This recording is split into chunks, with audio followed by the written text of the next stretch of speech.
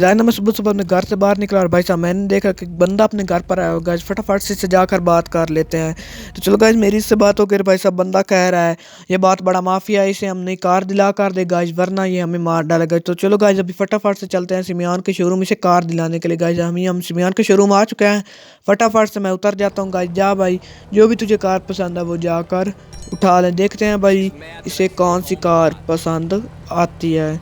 तो गाइस इसे तो मार्क एक्स पसंद आ गई। जाकर बात करते हैं इस बंदे से, भाई ये कितने की कार है। गाइस मेरी से बात हो गई। भाई साहब ये बंदा कार है, इस कार को खरीदने में तुम्हारा घर जग। गाइस ये बंदा तो कार को लेकर निकल गया। चल तेरी ऐसी की तरह अभी भाई मेरे लिए तो रुक जा। भाई यार हमने इसे कार दिला कर दी थी और गाइस ये बंदा हमें ही छोड़ कर चला गया।